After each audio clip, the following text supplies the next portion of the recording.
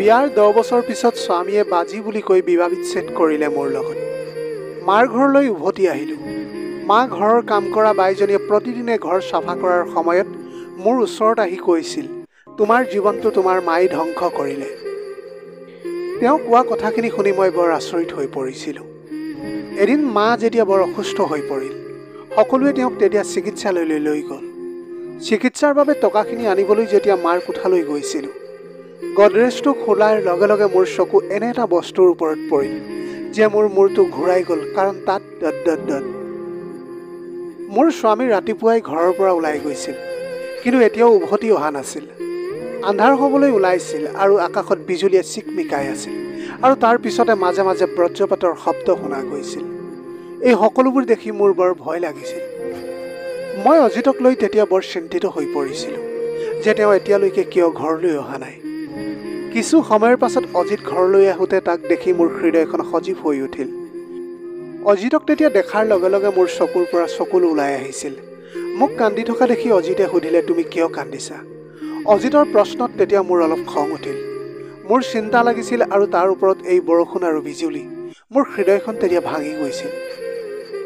মই ক'লোঁ, আজি তোমাৰ ঘৰলৈ আহোঁতে ইমান দেৰি হৈছে, মোৰ তোমালৈ বহুত চিন্তা হৈছিল। অজিতে মোৰ হাতত ধৰি ক'লে তেতিয়া, তুমি মোৰ কথা ইমান চিন্তা কিয় কৰি আছা? মই ক'লোঁ, অজিত, মই তোমাক ভাল পাওঁ। মোৰ হাতত ধৰি অজিতে ক'লে, কিন্তু মই তোমাক ঘৃণা কৰোঁ। আমাৰ এতিয়া বিয়া হোৱা 10 বছৰ হ'ল, কিন্তু আজিলৈকে আমি সন্তানৰ মুখ দেখা নাই। তুমি অন্তৰত আঘাত পাবা বুলি এই কথাবিলাক মই কোৱা নাছিলোঁ, কিন্তু আৰু তোমাক মই সহ্য কৰিব নোৱাৰোঁ। এনেকৈ আৰু কিমান দিনলৈকে আমি নিসন্তান হৈ থাকিম? গতিকে মই তুমি নিবিচাৰিলেও তোমাক বিবাহ বিচ্ছেদ দিম। ইচ্ছা কৰিলে তুমি মাৰ ঘৰলৈ যাব পাৰা। বিবাহ বিচ্ছেদৰ কাগজবোৰ তালৈ মই পঠাই দিম। অজিতৰ তেতিয়া এই কথাবিলাক শুনি মই হঠাতে স্তম্ভিত হৈ পৰিলোঁ যে অজিতৰ আজি কি হ'ল। মোৰ চকু দুটা তেতিয়া চকুলোৰে ভৰি পৰিল। অজিতে আজি এনে অপৰাধৰ বাবে মোক শাস্তি দিছিল য'ত মোৰ কোনো দোষেই নাছিল। মই আজি গোটেই ৰাতিটো কান্দি থাকিলোঁ, আৰু ৰাতিপুৱা হলত মোৰ কিছুমান প্ৰয়োজনীয় বস্তু লৈ কাকো একো নোকোৱাকৈ মা দেউতাৰ ঘৰলৈ বুলি ৰাওনা হ'লোঁ। মা দেউতাৰ ঘৰলৈ গৈ থাকোঁতে মই মনতে ভাবি আছিলোঁ যে যদি মোৰ স্বামীয়ে মোক এৰি দিয়া বুলি তেওঁলোকে গম পায়, তেনেহ'লে মাৰ অৱস্থা কি হ'ব?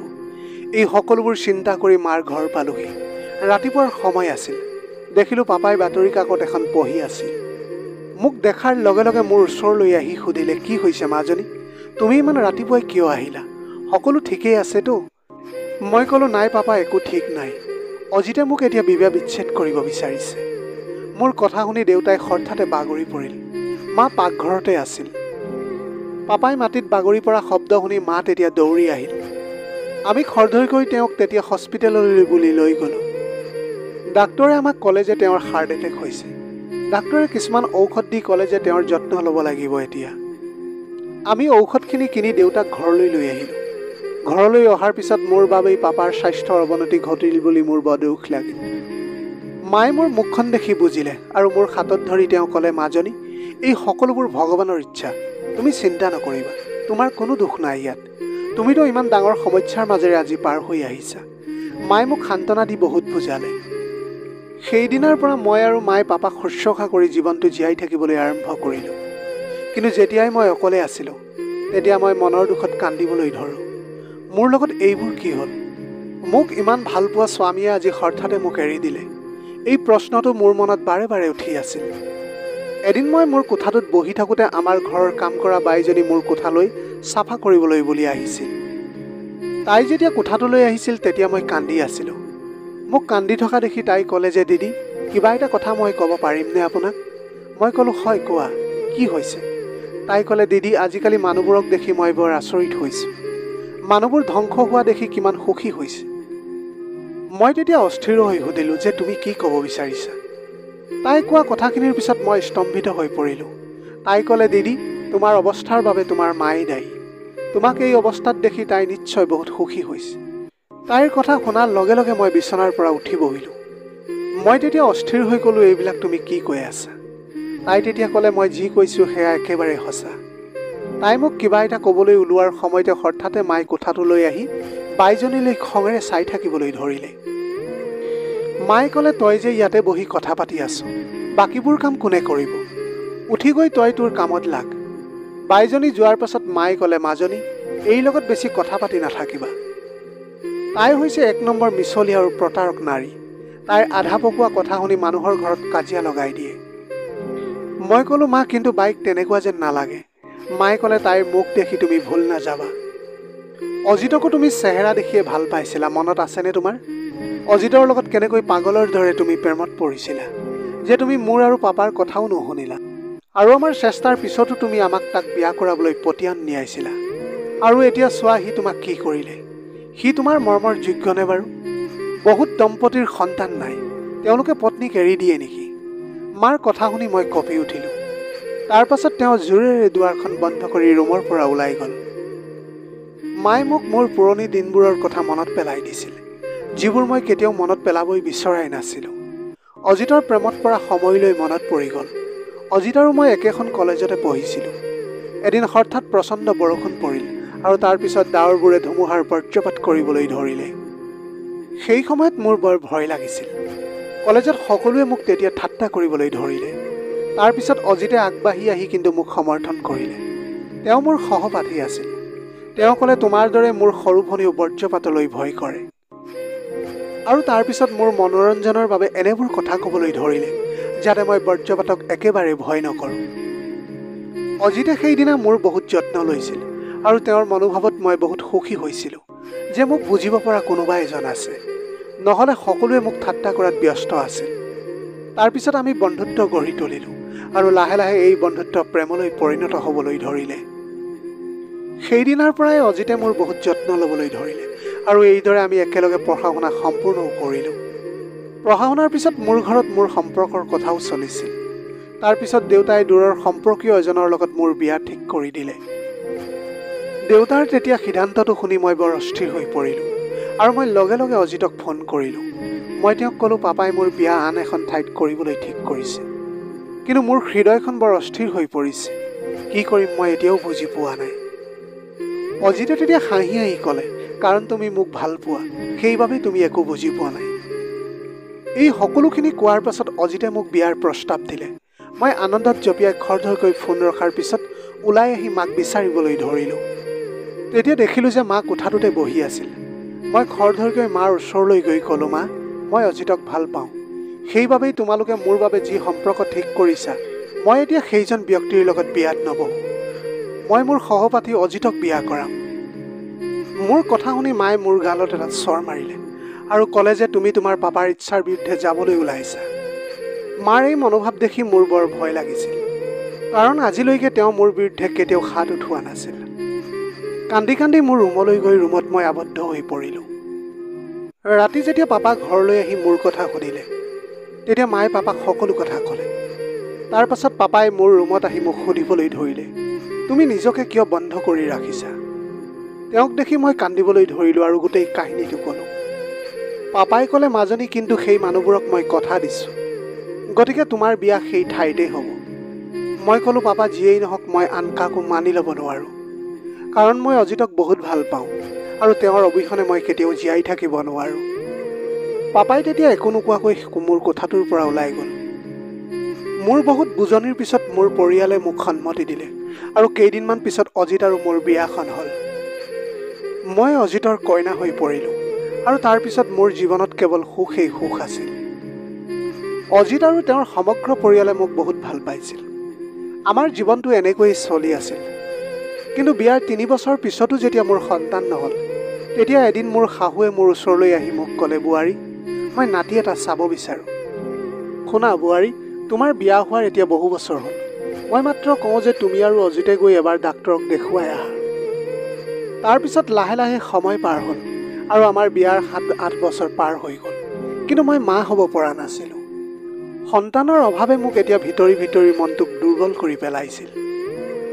এতিয়া মই মোৰ জীৱনৰ আটাইতকৈ ডাঙৰ সুখটোৰ পৰা বঞ্চিত হৈ পৰিলোঁ। এদিন শাহুমাই অজিতক আকৌ বিয়া পাতিবলৈ ক'লে। এই কথা শুনি মই বৰ অস্থিৰ হৈ পৰিলোঁ, কাৰণ সন্তান পুৰুষৰ দুৰ্বলতা। সেইবাবে অজিতে ইচ্ছা নকৰিলেও দ্বিতীয়বাৰৰ বাবে নিশ্চিতভাৱে বিয়া কৰাব। কিন্তু মই দেখিলোঁ যে যেতিয়া অজিতৰ মাকে দ্বিতীয় বিবাহৰ বাবে তেওঁক পতিয়ন নিয়াবলৈ চেষ্টা কৰিছিল, তেতিয়া অজিতে দ্বিতীয় বিবাহৰ বাবে স্পষ্টকৈ অস্বীকাৰ কৰিছিল। শাহুমাই তেতিয়া জোৰ দিলেও অজিতে এই কথাবোৰৰ পৰা আঁতৰি থাকিবলৈ আমি দুয়ো আহি এটা ভাড়া ঘৰত থাকিলোহি। এই সকলোবোৰ কথা মই মাক কৈছিলোঁ যে মা, অজিতে মোক বহুত ভাল পায়। বিয়াৰ ইমান বছৰ পিছতো মই তেওঁক এটা সন্তান দিব পৰা নাই আৰু তেওঁৰ পৰিয়ালে বিচাৰে যে তেওঁ পুনৰ বিয়া কৰাওক, কিন্তু তেওঁ মোক বহুত ভাল পায়। সেয়েহে তেওঁ এতিয়া পৰিয়ালৰ কথা নুশুনিলে। আগতে আমাৰ ঘৰখনত এই বিষয়টোক লৈ দৈনিক কাজিয়া হৈছিল। ইয়াৰ বাবেই তেওঁ এতিয়া মোক অন্য এটা ঘৰলৈ লৈ আহিলে। তুমি নিজৰ বাবে বহুত চিন্তাশীল সিদ্ধান্ত লৈছা। মাৰ কথাত হাঁহি উঠিল। আমাৰ জীৱনটো অতি সুকলমে চলি আছিল। আমাৰ এতিয়া পতি পত্নীক চাই এনে লাগিছিল যেন আমি ইজনে সিজনৰ বাবেই সৃষ্টি হৈছোঁ। মোৰ প্ৰতি অজিতৰ মৰম দেখি মই কেতিয়াবা ভাবিছিলোঁ যে হয়তো মই পৃথিৱীৰ আটাইতকৈ ভাগ্যৱান নাৰী, অজিতৰ দৰে এজন স্বামী পাইছোঁ। কিন্তু এতিয়া লাহে লাহে হঠাৎ অজিতৰ আচৰণবিলাক সলনি হ'বলৈ ধৰিছিল আৰু এদিন মোক সৰুকৈ ঠাট্টা কৰি ঘৰৰ পৰা বাহিৰ কৰি দিলে আৰু মোক বিবাহ-বিচ্ছেদো কৰিলে। এতিয়া সেই কথাবিলাক ভাবিলে মোৰ মূৰটো ফাটি যোৱা যেন অনুভৱ হয়। কোঠাৰ পৰা ওলাই আহি হাত ধুই চোফাত বহিলোঁ। এতিয়া মই আগৰ দৰে নাছিলোঁ, যিয়ে আগতে সৰু সৰু কথাতে হুলস্থুল কৰিছিল। এতিয়া মই বিবাহ-বিচ্ছেদৰ বোজা বহন কৰিবলগীয়া হ'ল। মোৰ খেতা মুখখন দেখি মায়ে বৰ আচৰিত হৈ মোৰ ফালে চালে। তাৰপিছত তেওঁ মোৰ বাবে খাদ্য প্ৰস্তুত কৰিলে আৰু আমি সকলোৱে একেলগে বহি খালোঁ। পিছদিনা যেতিয়া আমাৰ ঘৰৰ বাইজনী আকৌ আহিল, মোক অকলে বিচাৰি তাই আকৌ সেই একেখিনি কথাকে আওৰালে। কিন্তু আজি তাইৰ কথাবিলাক অলপ কঠোৰ আছিল। তাই ক'লে, তোমাৰ এই মাজনী মা নহয়, তাই এজনী ডাইনী হয়, যিয়ে তোমাৰ লগত এই সকলোবোৰ কৰিলে আৰু তুমি নিঃসন্তান হৈ পৰিলা আৰু তোমাৰ স্বামীয়ে তোমাক বিবাহ-বিচ্ছেদো কৰিলে। এতিয়া মই তাইক কিবা এটা সুধিবলৈ লৈছিলোঁহে, তেনেতে মায়ে কোঠাটোত সোমাই বাইক ক'লে, আহ, কাপোৰ কিছুমান ধুবলৈ আছে, সোনকালে ধুই লহি। কিন্তু সেইদিনা মই বাই কোৱা কথাখিনিত ভাবিবলৈ বাধ্য হৈ পৰিছিলোঁ। তাই কিয় এনেকুৱা কথা কৈছে? মোৰ নিজৰ মায়ে মোৰ সুখক লৈ কিয় ঈৰ্ষা কৰিব? নিজৰ মায়েতো নিজৰ ছোৱালীজনীক সুখীহে দেখিবলৈ বিচাৰে। কিন্তু মোৰ মনত বহু প্ৰশ্ন উত্থাপন হৈ আছিল যে যদি মায়ে মোৰ লগত এই সকলোবোৰ কৰা নাছিল, তেন্তে বাইক মোৰ ৰুমলৈ কিয় আহিবলৈ নিদিয়ে? মই তেতিয়া ভাবিলোঁ যে নিশ্চয় বাই আৰু মোৰ মাৰ কিছু গভীৰ গোপনীয়তা আছিল। মাৰ এই গোপন কথা মই অনুসন্ধান কৰিম বুলি মনতে সিদ্ধান্ত লৈছিলোঁ, কিন্তু ভগৱানে সেইটো হ'বলৈ নিদিলে। ৰাতিপুৱা শুই যেতিয়া কোঠাৰ পৰা ওলাই আহিলোঁ, তেতিয়াই দেখিলোঁ যে মাৰ স্বাস্থ্যৰ অৱনতি ঘটিছে। সেই সময়ত মা বিচনাতে আছিল। মই মাৰ ওচৰলৈ গৈ সুধিলোঁ, কি হ'ল মা, তোমাৰ গা ভাল নহয় নেকি? তেওঁ ক'লে, মাজনী, মোৰ একেবাৰে ভাল নহয়। মোৰ হৃদয়ত বহুত বোজা আছে। এনে লাগিছিল যেন বৰ বেয়া কিবা এটা হ'বলৈ ওলাইছে। হঠাতে তেওঁ তেতিয়া অজ্ঞান হৈ পৰিল। খৰধৰকৈ তেওঁক হস্পিটেললৈ বুলি লৈ গ'লোঁ। ডাক্তৰে ক'লে তেওঁৰ হাৰ্ট এটেক আহিছে। তেওঁক এতিয়া যিমান পাৰি সোনকালে অপাৰেশ্যন কৰিব লাগিব। মই তেতিয়া লগে লগে ফৰ্মখন ফিল আপ কৰি দিলোঁ। সেই সময়ত টকাৰ কিছু প্ৰয়োজন আছিল, গতিকে মই টকাখিনি নিবলৈ ঘৰলৈ বুলি আহিলোঁ। মাৰ কোঠাৰ পৰা টকাখিনি লৈ যাব লগা হ'ল। খৰধৰকৈ মই তেতিয়া আলমাৰীটো খুলিলোঁ। তাত টকাৰ লগতে এখন ডায়েৰীও আছিল। তেতিয়া মোৰ মনত পৰিবলৈ ধৰিল যে মায়ে আগতে ডায়েৰী লিখিছিল, কিন্তু মই তেওঁৰ ওচৰলৈ যোৱাৰ লগে লগে তেওঁ সেই সময়ত ডায়েৰীখন লুকুৱাই ৰাখিছিল। আজি মোৰ হাতত সেই ডায়েৰীখন আছিল। মই ডায়েৰীখন পঢ়িবলৈ ধৰিলোঁ। প্ৰথম পৃষ্ঠাতে লিখা আছিল, প্ৰফুল্লই মোৰ জীৱনটো ধ্বংস কৰি পেলালে। এইটো দেখি মোৰ বৰ দুখ লাগি গ'ল, কাৰণ মা আৰু পাপাৰ মাজত বহুত মৰম আছিল। তেন্তে এনেকৈ কিয় তেওঁ লিখিলে? নিশ্চয় মাৰ কিবা এটা ভুল হৈছে। তথাপিও মাৰ ডায়েৰীখন পঢ়িবলৈ আৰম্ভ কৰাৰ সিদ্ধান্ত লৈছিলোঁ। মই তেতিয়া পঢ়ি গৈ থাকিলোঁ। সেইবিলাক পঢ়াৰ পিছত মোৰ হৃদয়খন আৰু কঁপিবলৈ ধৰিলে। মায়ে লিখিছিল, মই প্ৰফুল্লৰ সৈতে বৰ বাধ্যত পৰিহে বিয়া হৈছিলোঁ। আমি 6 গৰাকী ভগ্নী আছিলোঁ আৰু মোৰ মা দেউতা আছিল অতি দুখীয়া, যিয়ে আমাক শিক্ষাও দিব পৰা নাছিল। আমি দিনটোত দুবাৰকৈ আহাৰ লাভ কৰিব পৰা নাছিলোঁ। সেয়েহে মোৰ অনিচ্ছা সত্ত্বেও মোৰ পৰিয়ালে মোক প্ৰফুল্লৰ সৈতে বিয়া দিছিল। যিজন ব্যক্তি মোতকৈ বহুত ডাঙৰ আছিল আৰু এগৰাকী কন্যাৰ পিতৃও আছিল। প্ৰফুল্লই মোক প্ৰথম নিশা তেওঁৰ 2 বছৰীয়া ছোৱালীজনীক মোৰ কোলাত দিলে। ছোৱালীজনী বৰ সৰু আছিল, গতিকে মই তাইৰ বহুত যত্ন ল'ব লগা হৈছিল। মই মাজনীক বৰ বেয়া পাইছিলোঁ, যদিও স্বামীৰ সুখৰ স্বাৰ্থত মই তাইৰ যত্ন ল'বলৈ ধৰিলোঁ। তাৰপিছত মাজনীক সম্পূৰ্ণ হৃদয়েৰে মোৰ নিজৰ ছোৱালীতকৈ বেছি ভাল পাবলৈ ধৰিলোঁ। এনেকৈয়ে দিনবিলাক পাৰ হৈ গ'ল। মাজনীৰ বিয়াৰ কথা পাতিবলৈ ধৰিলোঁ। কিন্তু এদিন প্ৰফুল্লৰ বন্ধু এজনক বজাৰত লগ পালোঁ। তেওঁ তেতিয়া মোক কৈছিল যে প্ৰফুল্লই মোৰ জীৱনৰ লগত খেলা কৰিছিল আৰু মোক মাতৃ হোৱাত বাধা দিবলৈ খাদ্যত এনে ঔষধ মিহলাই দিছিল, যাৰ বাবে মই মাতৃ হ'ব পৰা নাছিলোঁ। এই ধৰণৰ কথা শুনি বহুত প্ৰশ্নই মোৰ মনত উদয় হ'বলৈ ধৰিছিল। এই সকলোবোৰ সঁচা নেকি বাৰু? সঁচাকৈ মোৰ লগত প্ৰফুল্লই এনে কৰিছিলে নেকি?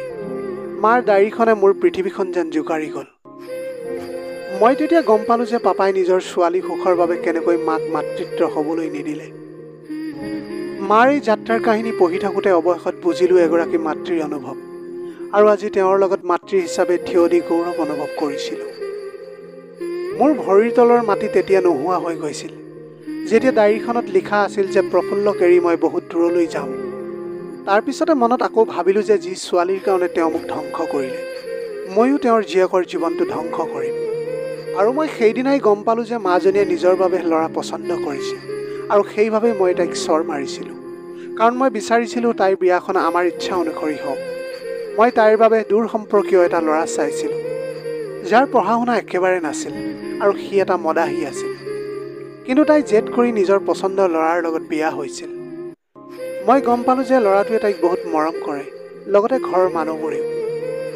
মোৰ তেতিয়া প্ৰতিশোধৰ আশাত চেঁচা পানী পৰিছিল, কাৰণ বিয়াৰ পিছত শুনিলোঁ যে মাজনী তাইৰ ঘৰত বহুত সুখী। কিন্তু মই এটা উপায় উলিয়ালোঁ। মাজনীক বিয়া কৰাই দিয়া ঘৰটো আমাৰ ঘৰৰ পৰা প্ৰায় 2 কিলোমিটাৰ দূৰত আছিল। গতিকে মই মাজনীৰ ঘৰত কাম কৰা দাসীজনীক মোৰ ঘৰলৈ মাতি আনি বহুত টকা দিলোঁ, আৰু তাইৰ সহায়ত মাজনীৰ খাদ্যত একেটা বড়ি মিহলাই দিবলৈ ক'লোঁ, যিটো প্ৰফুল্লই মোক দিছিল।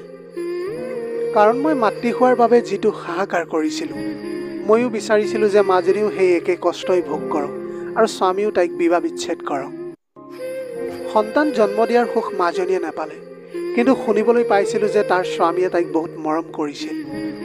সেয়েহে এদিন প্ৰতিশোধ ল'বলৈ অজিতক ঘৰলৈ মাতি আনি মাজনীৰ ভুৱা ৰিপৰ্ট এটা সন্মুখত ৰাখি ক'লোঁ যে মাজনীয়ে বিয়াৰ আগতে কেইবাবাৰো নিজকে গৰ্ভপাত কৰাইছিল, আৰু তাই ইচ্ছাকৃতভাৱে কিছুমান ঔষধ খায় যাতে তাই সন্তান জন্ম দিব নোৱাৰে। কাৰণ তাইৰ অনুভৱ হয় যে সন্তান জন্ম দিলে তাইৰ সৌন্দৰ্য নষ্ট হ'ব, আৰু যেতিয়াই তাই ইয়ালৈ আহে তেতিয়াই তাইৰ বহু প্ৰেমিক তাইক লগ কৰিবলৈ আহে, আৰু সেইবাবেই তাই নিজৰ সৌন্দৰ্যটো বজাই ৰাখিবলৈ বিচাৰে। মই কোৱা কথাখিনি শুনি অজিত স্তম্ভিত হৈ পৰিছিল। মোৰ কথা শুনি অজিতে মোক ক'লে, কিন্তু আপুনি এইবিলাক কথা মোক কিয় শুনাইছে? কাৰণ তাইতো আপোনাৰে ছোৱালী। সেয়েহে অজিতক ক'লোঁ, বোপা, মই মাজনীৰ মাক হ'লেও মই আৰু সহ্য কৰিব নোৱাৰোঁ। মই তোমাক প্ৰতাৰণা কৰি থাকিব নোৱাৰোঁ, কাৰণ তাইৰ ল'ৰা লগ পোৱা আৰু ল'ৰাৰ লগত আড্ডা দিয়াটো মোৰ ভাল নালাগে। মই সহ্য কৰিব নোৱাৰোঁ। সেইবাবেই মই তোমাক এই সকলোবোৰ ক'ব লগা হ'ল, অনিচ্ছা সত্ত্বেও যাতে তুমি বুজিব পাৰা। এইবাৰ মই ভাবিলোঁ যে কাঁড়ডালে সঠিক লক্ষ্যত খুন্দা মাৰিছে, আৰু অজিতে মাজনীক বিবাহ বিচ্ছেদো কৰিলে। মোৰ প্ৰতিশোধ এতিয়া সম্পূৰ্ণ হ'ল। কিন্তু মই নাজানো এই প্ৰতিশোধ সম্পূৰ্ণ কৰাৰ পিছতো মই সকাহ অনুভৱ কৰা নাছিলোঁ। মোৰ মাতৃসুলভ প্ৰেম যেন অস্থিৰ হৈ পৰিল যে মই তাইৰ প্ৰকৃত মা নহ'লেও মই তাইক নিজৰ ছোৱালীৰ দৰে ডাঙৰ দীঘল কৰিছিলোঁ। মাজনীক দেখিলেই এতিয়া মোৰ হৃদয়খন বিষাবলৈ আৰম্ভ কৰিছিল। মই বহুত ভুল কৰিছোঁ। এজন মানুহৰ বাবে নিৰ্দোষী ছোৱালী এজনীক শাস্তি দিলোঁ। মাজনীৰ ওচৰত ক্ষমা খুজিবও নোৱাৰোঁ। মোৰ এতিয়া যেন মৰিবলৈ মন গৈছে। এনেকৈ ডায়েৰীখন চাই থাকোঁতে আগলৈ চালোঁ যে ডায়েৰীখন খালী আছিল। এই সকলোবোৰ কি হ'ল বুলি ভাবি এতিয়া কান্দি কান্দি মোৰ অৱস্থা বেয়া হ'বলৈ ধৰিলে। চকুপানী মচি মই খৰধৰকৈ হস্পিটেললৈ গ'লোঁ। হস্পিটেললৈ যোৱাৰ লগে লগে গম পালোঁ যে মা এই পৃথিৱীৰ পৰা আঁতৰি গৈছে। মই এতিয়া নিবিচাৰিলেও মাক অন্তৰেৰে মই ক্ষমা কৰি দিছোঁ, কাৰণ হয়তো মাৰ দোষেই নাছিল। তেওঁক ইমান বেয়াকৈ প্ৰতাৰণা কৰাৰ বাবে পাপাৰহে দোষ আছিল, আৰু তাৰ বাবে পাপাই বিচনাত নিজৰ কৰ্মৰ শাস্তি পাৰ কৰি আছে। এনেকৈ কিছুদিনৰ পাছত মই এদিন অজিতক লগ কৰি সেই ডায়েৰীখন দেখুৱাই দিলোঁ। সেই ডায়েৰীখন পঢ়ি অজিতে কান্দিবলৈ ধৰিলে। তেওঁ কৰা কামত তেওঁ এতিয়া বৰ লাজ পাইছিল, আৰু তাৰপিছত তেওঁ মোক পুনৰ গ্ৰহণ কৰিছিল, কাৰণ যিহেতু তেওঁ মোক সঁচাকৈ ভাল পাইছিল। আজিৰ ভিডিঅ'টি কেনেকুৱা লাগিলে জনাব। যদি ভাল লাগিল তেনেহ'লে লগৰ বন্ধু বান্ধৱীসকলৰ মাজত শ্বেয়াৰ কৰিবলৈ নাপাহৰিব। আপোনালোকৰ গোটেই জীৱনটো হাঁহিৰে উপচি পৰক। পাৰিলে দুখীয়াজনক অলপ সহায় কৰিবলৈ চেষ্টা কৰিব। আপোনালোকৰ অকণমান সঁহাৰিয়ে যদি কোনোবা এজন দুখীয়াৰ জীৱনটো সলনি কৰিব পাৰে, তাতকৈ পুণ্যৰ কাম আৰু এই পৃথিৱীত একোৱেই হ'ব নোৱাৰে। Have a nice day.